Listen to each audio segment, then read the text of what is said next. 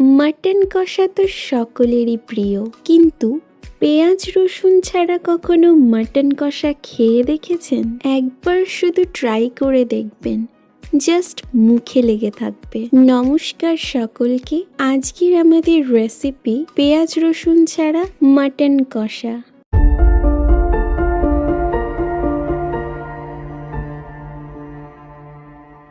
Mutton কষা বানাতে প্রথমেই আমি একটি প্যানে 6 টেবিল চামচ মতো সর্ষের তেল নিয়ে নিচ্ছি। কিছুক্ষণ সময় নিয়ে তেল ভালোভাবে গরম হয়ে যাওয়ার পর আমি এতে অ্যাড করছি 1 চা চামচ মতন গোটা জিরে, 6 থেকে 7টা লবঙ্গ এবং 1.5 চামচ হিং।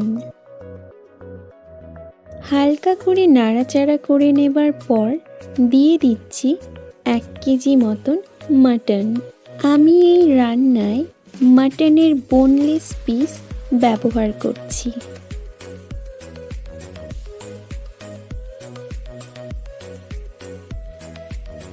প্রায় 4 থেকে 5 মিনিট মতন সময় নিয়ে হাই ফ্লেমে মাটনের পিসগুলো ভালোভাবে ফ্রাই করে নিতে হবে।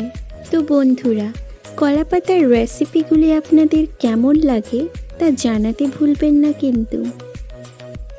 ফ্রাই করে নেবার পর এরপর আমি এতে অ্যাড করছি 6 চা চামচ মতন কাশ্মীরি চিলি পাউডার, সঙ্গে দিয়ে দিচ্ছি 2 চা চামচ মতো নুন।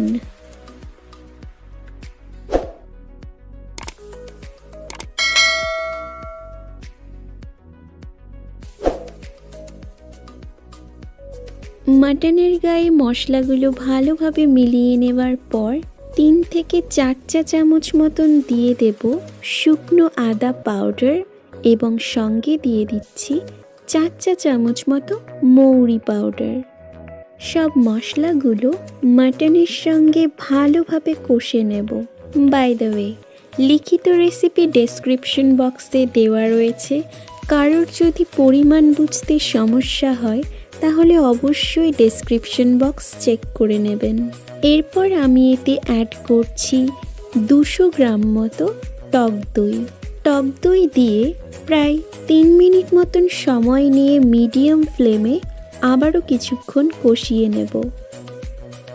এরপর আমি এতে দিয়ে দিচ্ছি 1 চা চামচ মতো গরম মশলা। গরম মশলা দিয়ে কিছুক্ষণ নেড়ে চেড়ে নেবার পর দিয়ে দিচ্ছি 450 ml মতো জল। মাটনের পিসগুলো যাতে একদম সফট হয়ে যায় তার জন্য প্রায় 45 মিনিটের জন্য লো ফ্লেমে ঢাকা দিয়ে রাখছি। 45 মিনিট পর ঢাকা খুলে 1.5 চা চামচ মতন এলাচ পাউডার ছড়িয়ে দিলেই তৈরি মাটন কষা। রেসিপিটি অবশ্যই একবার বাড়িতে ট্রাই করবেন এবং আশা করি আপনাদের সকলেরই খুব পছন্দ হবে।